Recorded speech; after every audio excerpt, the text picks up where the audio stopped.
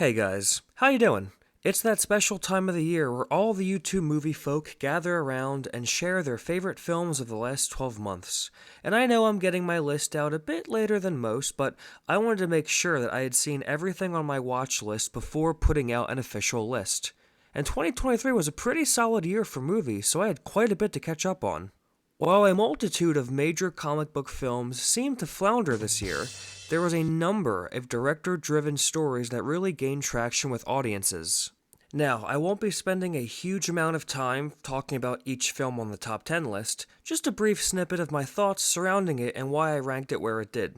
And despite this video's title, these are my personal picks for the year, and not an objective ranking. You might see a favorite movie of yours ranked lower than you'd like. Or you might even see some movies that are on everyone else's list that are not on mine at all. If you disagree with my list, awesome. You can comment down below on what yours is. With all that out of the way, let's begin with a few honorable mentions.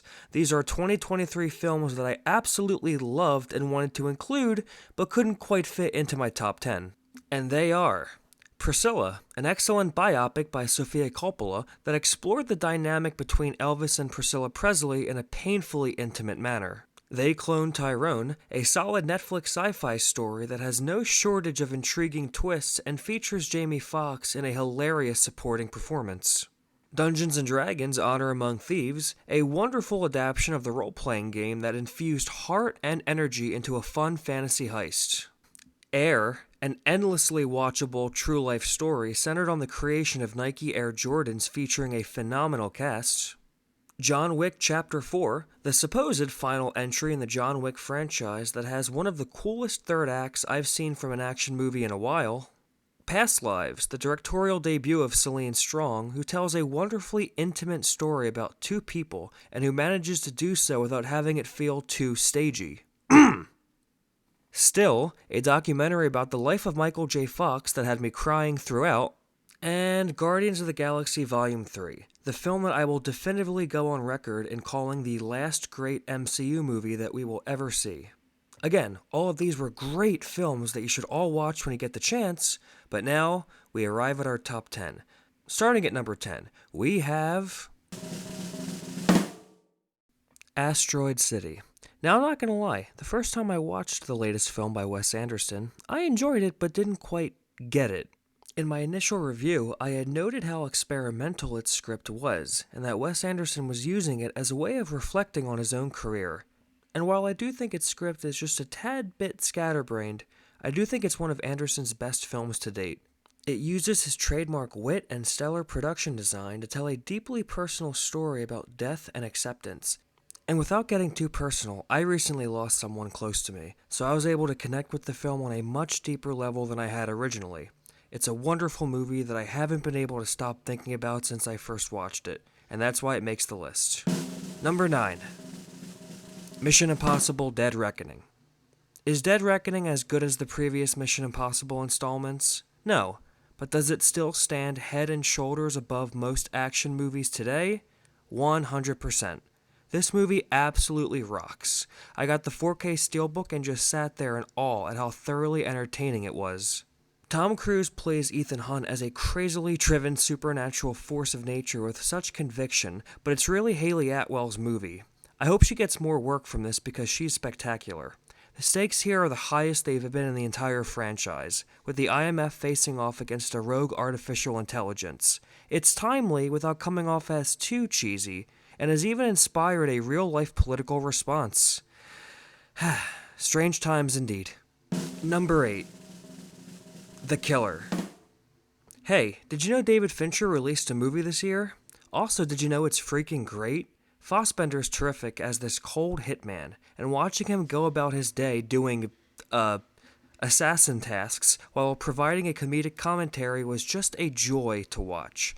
I went in expecting a well-made neo-noir, and instead I got one of my favorite comedies of the year. Does that make me a psycho? I don't know.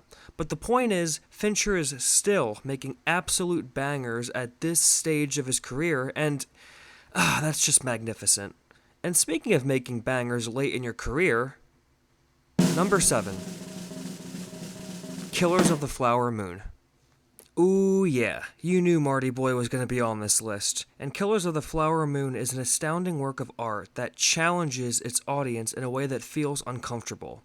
It's been a long time since a film made me feel this hopeless while watching it, all the while having not one, but three of the year's best acting performances. De Niro is evil personified. DiCaprio gives perhaps his most subtle performance yet, and a despicable idiot who is driven by pure instinct moment to moment. But it's Lily Gladstone who truly anchors the film and serves as the beating heart of a tale that explores the depths of human atrocity. I went on a classic Western marathon a few months back, and I know Scorsese was heavily inspired by those early John Ford classics. It was interesting to watch him use the backdrop of the classic Western setting to tell what could be his darkest movie yet. And that ending? Whew. Definitely my second favorite ending of the year. Number 6. Spider-Man Across the Spider-Verse. In a year where every new comic book movie seemed to fall flat, Across the Spider-Verse delivered. It combined different animation styles and cool visuals to create a gripping emotional story that expanded on the themes of the first film. Miles, Gwen, and both of their respective families are more fleshed out here, and by the end I was gripping my seat. There's been a lot of online discourse calling this half of a movie, which I wholeheartedly disagree with. Dune is half of a story. This has clear character arcs that can be traced from the beginning to the end. And of course, it concludes on a dramatic cliffhanger, much like The Matrix Reloaded and Empire Strikes Back. God, I hope we get that sequel soon. But until then, we have this masterpiece in animation to watch to hold us over. Number 5. Anatomy of a Fall. This was the most recent entry to my list. Anatomy of a Fall starts out as a compelling murder mystery but gradually transforms into a study of a complicated marriage. Using the structure of a courtroom drama, this film explores a variety of themes while also never forgetting to hook the audience with an interesting mystery. As I began watching the movie, I formed my own view of what happened, but that quickly changed once we got to the second act. And by the end, I think I know what happened. But at the same time, that's not the point. Sandra Hüller is absolutely terrific, and Milo Machado Graner gives one of the best child performances I've seen in a while. Heck, even the dog in this movie is a great actor. Number 4. Godzilla Minus One. Now, if you had told me a while back that a Godzilla movie was going to be so high on my list, I would have called you crazy. But Godzilla Minus One taps into the early atomic origins of the Toho creation, bringing the much-needed scare factor back to the monster.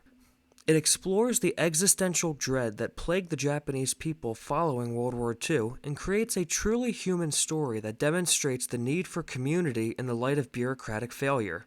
In a year where most American blockbusters seemed to fizzle, Toho created a masterpiece, which has solidified itself as my favorite Godzilla movie of all time.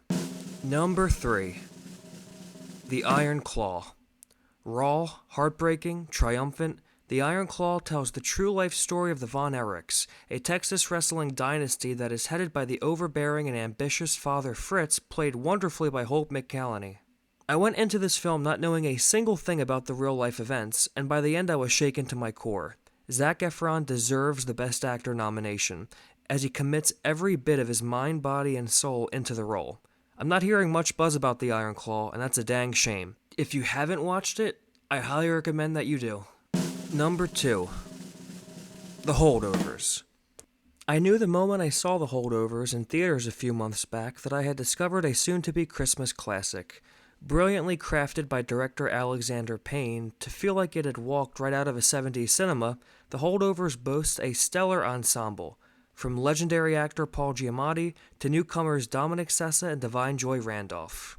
I've heard some people knock The Holdovers for having a story that felt too formulaic, but for me, its cinematography, acting, and direction helped take this movie well beyond its simple premise.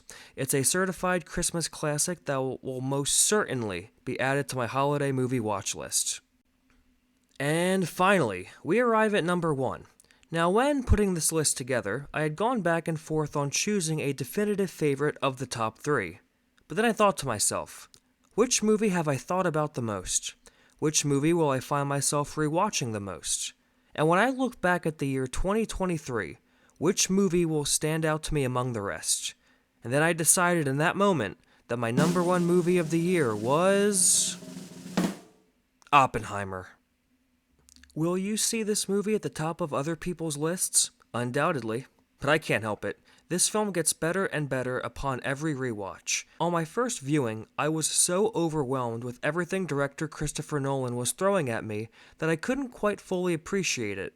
There's just so much movie packed into these 3 hours. I still liked it and continued thinking about it long after I had seen it. It was upon my second viewing where so many of Oppenheimer's threads began to click for me, and its pacing in the first act began to settle into a more comfortable rhythm. This really is the film that Nolan has been building up to for his entire career, with so many of his trademarks coming to fruition. It has an astounding cast all around, but it's headed by Cillian Murphy, whose tortured performance hangs on every frame. And in the end, Oppenheimer builds to a resounding conclusion that features one of my favorite movie endings of all time. Great story, great soundtrack, great cinematography, and my number one movie of 2023. And there you have it, my top 10 movie list of 2023. Agree with it? Great. Disagree? Even better. Comment below your favorites of the year.